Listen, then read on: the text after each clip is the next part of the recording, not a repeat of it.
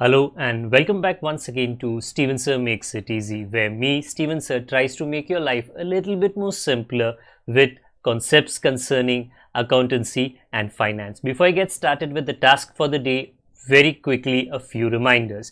You can connect with us on our Facebook page, our Instagram ID, as well as the Twitter handle. And the most important one is the Telegram channel given above.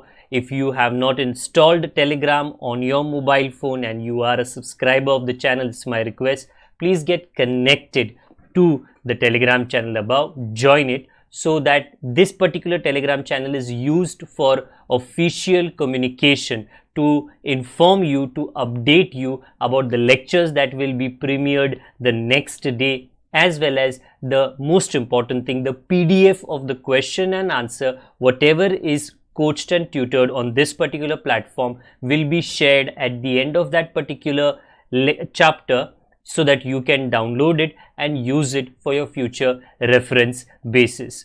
Also, if you do intend to purchase the textbook from which the necessary questions are explained during the various lectures, the purchase link is provided in the description of every lecture. And most importantly, if you have missed out the past tense, that is the last lecture, there is an I button given above. Please click it, watch that particular lecture, and then you can come here. Very importantly, at the end is, if you have not subscribed to our YouTube channel, please do make that a task for the day and subscribe to our channel, and together with that also press the bell icon so that Mr. YouTube notifies you about lectures which are uploaded on this particular platform. That's as far as the reminders are concerned. Let me get started with today's lecture. Hello और आप सभी का स्वागत है Steven sir makes it easy के channel पे। आज मैं जो 11th स्टैंडर्ड इकोनॉमिक्स का सब्जेक्ट है उसके अंदर द इकोनॉमी ऑफ महाराष्ट्र, इसके ऊपर लेक्चर कंटिन्यू करने वाला हूँ। ऑलरेडी मैंने इसके पहले करीबन 2 लेक्चर्स लिए हैं, जिसके अंदर महाराष्ट्र स्टेट के कुछ इम्पोर्टेंट पॉइंट्स को और दूसरा महाराष्ट्र स्टेट के अंदर एग्रीकल्चर के सेक्टर को डिस्कस किया गया है। आज एग्रीकल्चर से परे थोड़ा आगे हम चले जाते हैं और आज हमारे डिस्कशन का मुद्दा इंडस्ट्री है। सो महाराष्ट्र स्टेट के अंदर, महाराष्ट्र स्टेट के इकोनॉमी के अंदर क्या क्या सेक्टर्स है। एक सबसे पहले सबसे पुश्तैनी एग्रीकल्चर और उसके बाद में इंडस्ट्रीज़। जो अगला हमारा लेक्चर होगा वो सर्विस सेक्टर के ऊपर होगा। सो इंडस्ट्रीज़ की जहाँ तक बात होती है वो एग्रीकल्चर से थोड़ा ज़्यादा कंट्रीब्यूशन महाराष्ट्र स्टेट की इकोनॉमी में करता है, जहाँ तक कि कमाई का सवाल है, जहाँ तक कि इकोनॉमी का सवाल है। अगर आप थोड़ा यहाँ पर ध्यान देकर पढ़ो, क्या कहा गया है। Industrial sector plays obviously a major role in the economic development of Maharashtra. Very important. आगे, it has the potential to absorb excess labour from the farming sector. पिछली बार के लेक्चर में मैंने ये समझाने की कोशिश की थी कि एग्रीकल्चरल सेक्टर जो है ना, खेती बाड़ी का, उसके अंदर एक परेशानी क्या है कि number of small and marginal farmers की गिनती बढ़ रही है। ऑब्वियसली पॉपुलेशन बढ़ रहा है तो गिनती भी बढ़ेगी, पर लैंड का जो साइज है वो बढ़ नहीं रहा है, जिसके वजह से लैंड का हर एक फार्मर जो लैंड ओन करता है वो छोटा छोटा होते जा रहा है। उसके वजह से जो वहाँ पे कल्टीवेशन और जो उपज पैदा होती है वो भी कम हो रही है। तो इंडस्ट्रीज़ को अगर बढ़ावा दिया जाता है, जो दिया जा रहा है, इसमें पूरी क्षमता है कि एग्रीकल्चरल सेक्टर में जो एक्सेस लेबर है, कि भाई ज़्यादा लोग वहाँ पर है बट उनके पास में खेत ही नहीं है काम करने के लिए, तो उनको नौकरियाँ जो है, उनको जॉब्स जो है इंडस्ट्रियल सेक्टर में ज़रूर मिल सकता है अगर इंडस्ट्रियल सेक्टर को बढ़ावा दिया जाए। It leads to diversification of markets, generates higher income and higher productivity. ये सारे प्लस पॉइंट्स हैं इंडस्ट्रीज़ को बढ़ावा देने के लिए। As per the annual survey of industry 16-17, industrial sector of Maharashtra is at the top position. The share of industry in the net value added is about 18%. ये 18% का योगदान अपनी तरफ से करता है. Maharashtra has been the first choice for domestic and foreign investors. जब foreign investors की चर्चा होती है, FDI ये कॉन्सेप्ट जो है foreign direct investment, foreign direct investment सरल शब्दों में मतलब क्या है? वेल, महाराष्ट्र या भारत देश के अंदर अगर पैसा बाहर दूसरी कंपनी से या बाकी विदेश से, दूसरे देशों से निवेश किया जा रहा है, या तो किसी कंपनी के शेयर्स को खरीद के या तो कोई नई कंपनी ही शुरुआत करके, उसको कहा जाता है फॉरेन डायरेक्ट इन्वेस्टमेंट, FDI. ये महाराष्ट्र स्टेट के अंदर विभिन्न सेक्टर्स में है, वेदर वो इंडस्ट्रियल सेक्टर में हो, अलग अलग इंडस्ट्रीज़ में, वेदर वो टेलीकम्युनिकेशन हो, बैंकिंग हो, इंश्योरेंस हो, मैन्युफैक्चरिंग सेक्टर हो, अलग अलग सेक्टर्स में जहाँ पर बाहर की कंपनीज़ को मुनाफा नज़र आता है, उन्होंने अपनी तरफ से इन्वेस्टमेंट FDI के माध्यम से किया है. महाराष्ट्र कुछ समय तक पहले लेवल पर था, बट कुछ सालों से गुजरात ने ये लेवल ले लिया है. मतलब गुजरात अभी ज़्यादा FDI अट्रैक्ट कर रहा है. हर सरकार अपनी ये कोशिश करती है कि ये जो फॉरेन डायरेक्ट इन्वेस्टमेंट है, क्योंकि जब फॉरेन का पैसा आता है उसके साथ में वहाँ की सोच और वहाँ की टेक्नोलॉजी, वहाँ की नो हाउ को भी लेकर आता है, जिससे ऑब्वियसली जो स्टेट हमारा है उसको वो नॉलेज गेन करने का, सीखने का उस पैसे के साथ में मौका भी मिलता है. FDI पे एक शॉर्ट नोट आप एक्सपेक्ट कर सकते हो. अभी हम जो प्रॉब्लम्स हैं इंडस्ट्रियल सेक्टर को, ये समझने की कोशिश करेंगे एक एक करके जल्दी से. सबसे पहला, डिले इन गवर्नमेंट प्रोसीजर.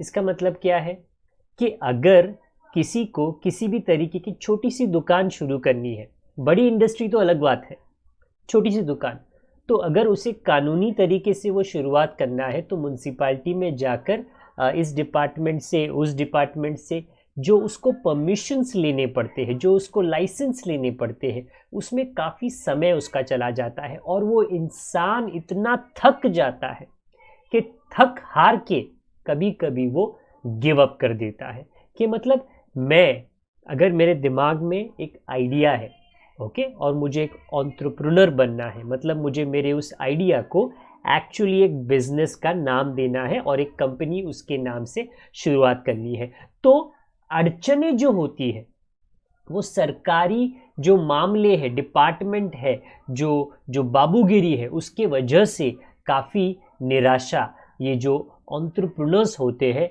उनको फेस करना पड़ता है. तो ये एक मुद्दा है जो एक डिस्करेजमेंट फैक्टर है नए और नौजवान एंटरप्रेन्योर्स या बिजनेसमैन जो बनना चाहते हैं. Lack of opportunities for skill development. Skill development का मतलब यहाँ पर क्या निकल के आता है कि अगर पढ़ाई एक बात होती है, एक स्किल मतलब एक कारपेंटर उसके पास एक स्किल है, एक मेसन उसके पास एक स्किल है, एक इलेक्ट्रीशियन, एक प्लम्बर उनके पास एक स्किल है, तो ये स्किल, ये हुनर जो उनके पास है उसे और बेहतर बनाने के लिए जो जो जो ट्रेनिंग फैसिलिटीज़ है, ओके, ये काफ़ी कम है, या उसके नाम के लिए कोई कोर्सेज जो होने चाहिए वो कम है. तो इसके वजह से स्किल डेवलप करना नए लोगों में थोड़ी परेशानी का मामला हो जाता है. Lack of updated technology.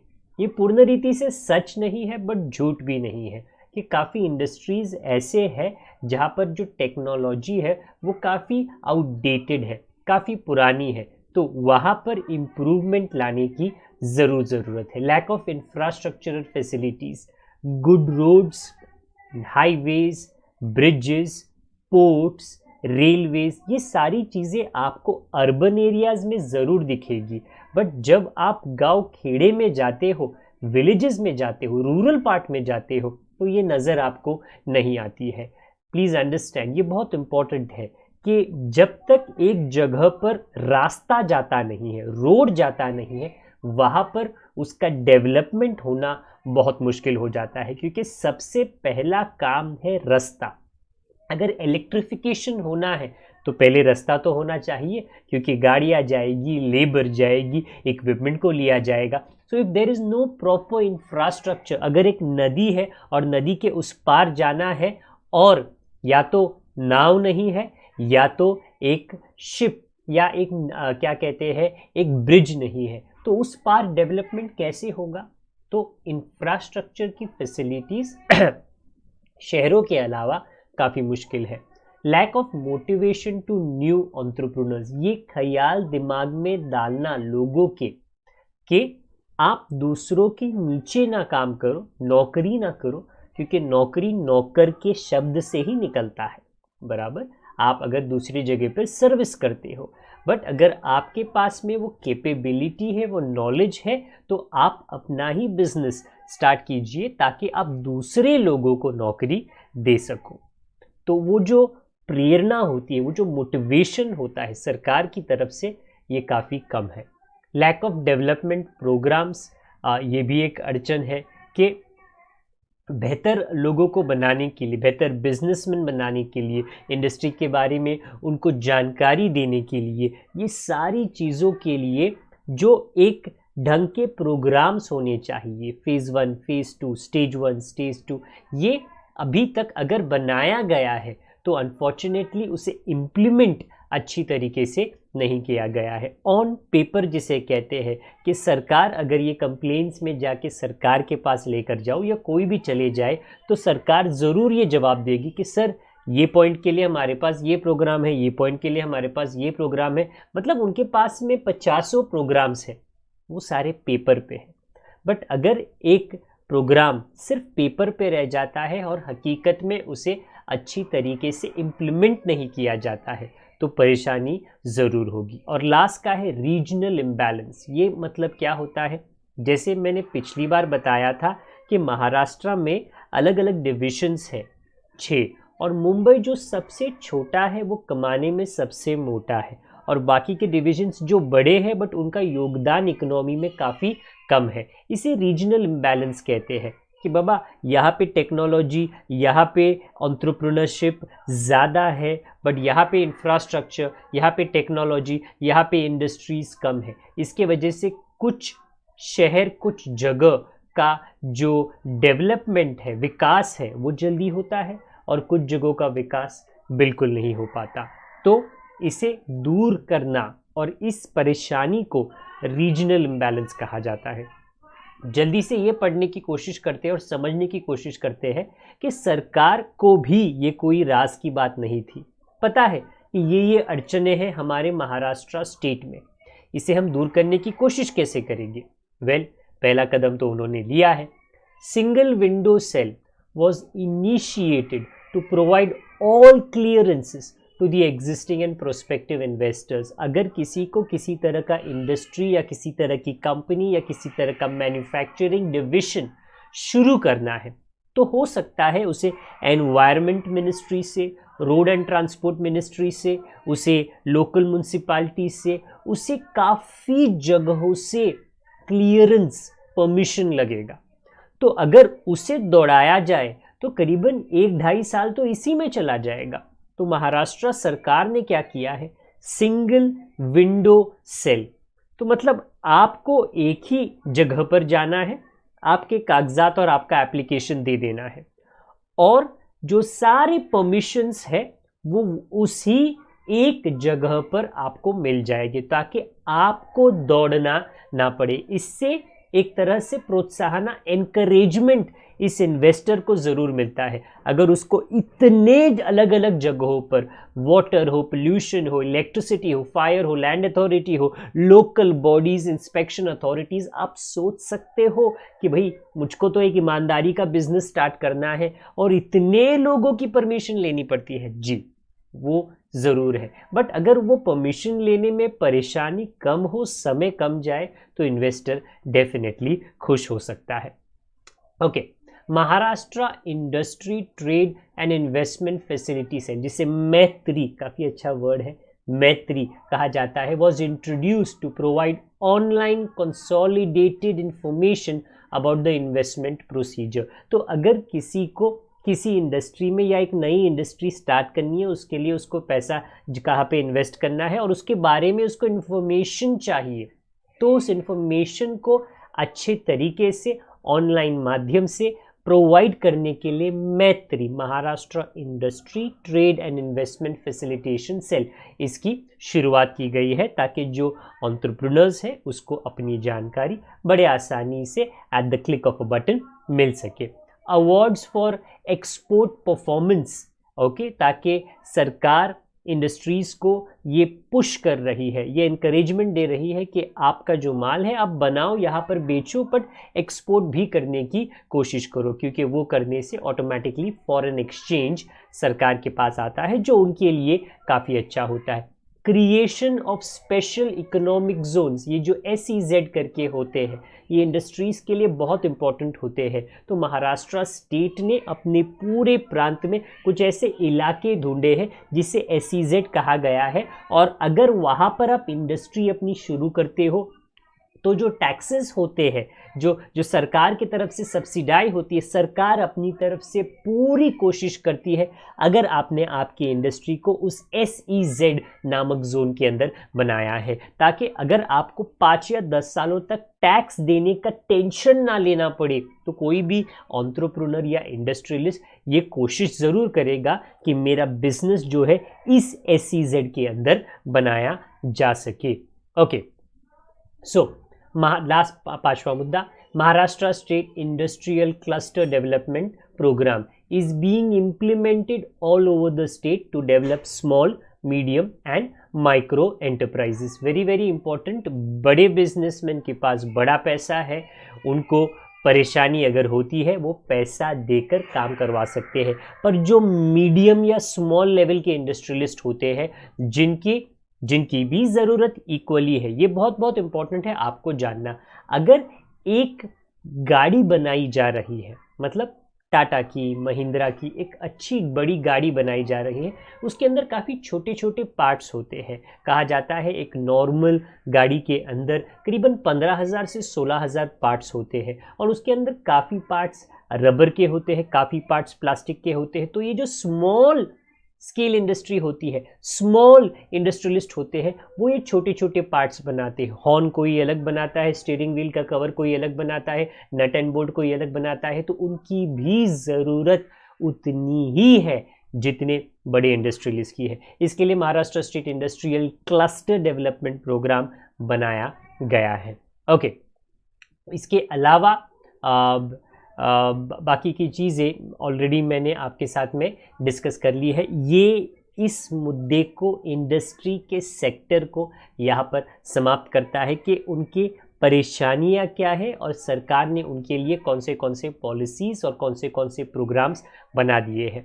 पिछली बार एग्रीकल्चर, आज इंडस्ट्री, और अगली बार से हम सर्विस सेक्टर की शुरुआत करने वाले हैं।